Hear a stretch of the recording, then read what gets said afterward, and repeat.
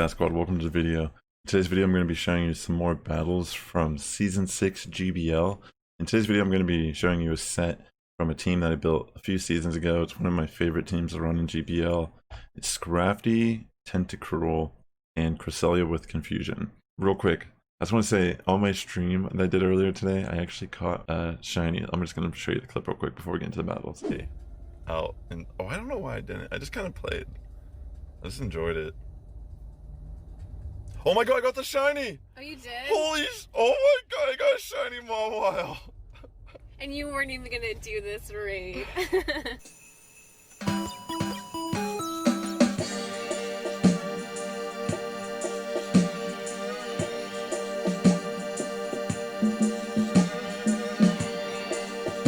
Okay, so in this first battle, we end up getting a Stunfisk lead.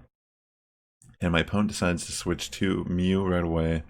I decide to stay in, and they throw energy, and I decide I'm just going to take it. And it is a flame charge, and I'm going to return a foul play. So I don't normally like baiting too much with Scrafty, but sometimes it's necessary to outplay your opponent. But there, as you can see, they didn't even shield, and Mew just goes down.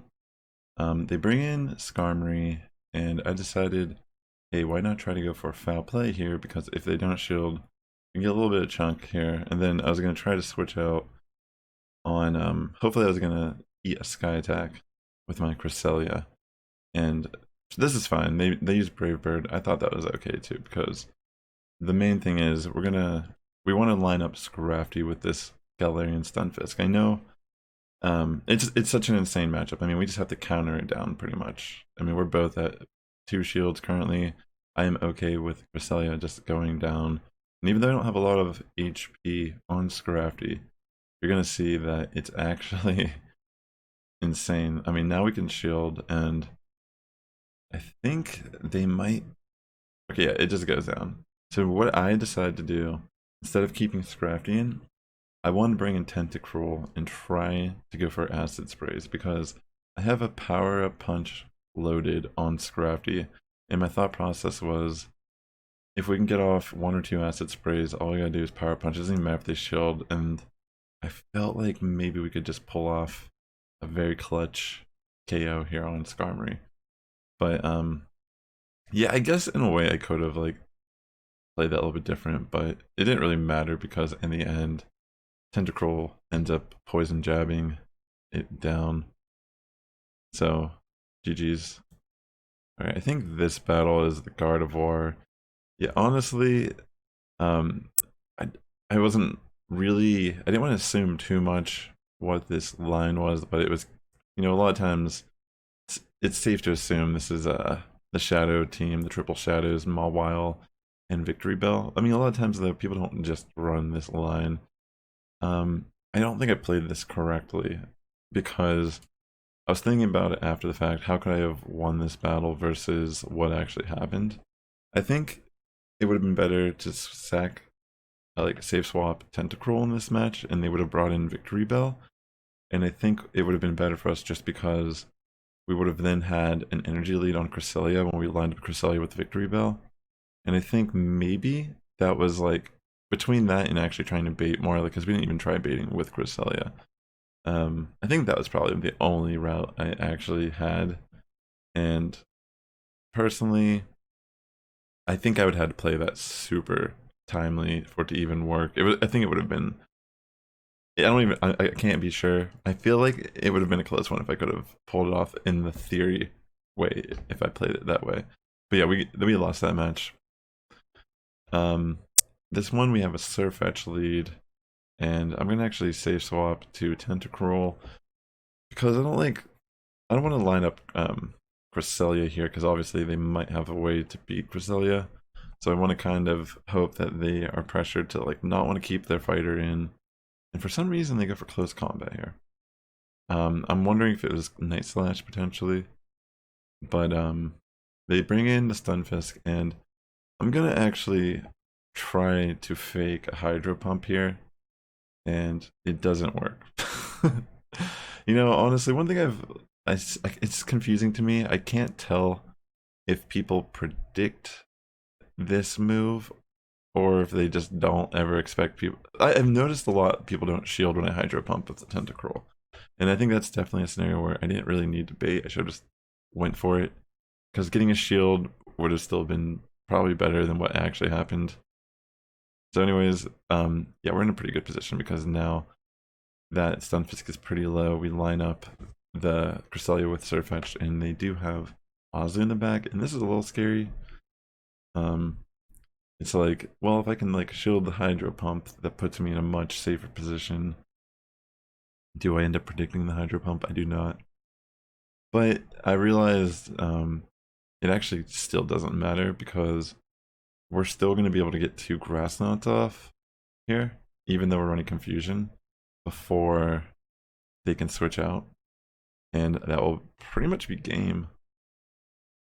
Here we are with the Grass Knot, and then, yeah, it knocks out, and then we just switch to Scrafty, Power Up Punch, and it's game. Oh, sorry. It's a really close one still. Excuse me. This was actually an insanely close battle. I almost forgot. Yeah, dude. Those counters on Scrafty. I mean, those counters on the Stunfisk are brutal. But yeah, that was actually a crazy game. We lost the lead, and we just barely won. This is actually a lot better for us. I mean, Obstagoon, out of all the counter users, I mean, it gets Vigoroth too. Definitely easier counter users to deal with. So they end up switching into Skarmory. I decided to stay in because I'm thinking, well, I have an energy lead. I don't really have the like. Scrafty is my best way to deal with Skarmory on this team. I mean, we can kind of like soft counter it maybe with Cresselia, but yeah, this is generally the best way to beat Skarms. And then we're ramped up pretty decently, so if they do try to bring in Obstagoon, it's just gonna melt, and they don't. So I'm thinking, okay, you know, honestly, at this point, I'm not too scared of the Obstagoon.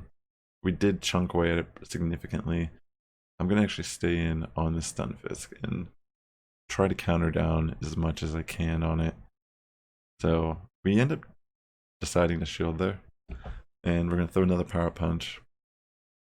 We do get both shields, so I'm okay with this because now what we can do is we're gonna actually bring in Cresselia and start chunking. They're gonna bring in the Obstagoon, but we can easily eat a Night Slash here, and I'm gonna be able to get to a Moonblast and knock out the Obstagoon here, and then pretty much that is game.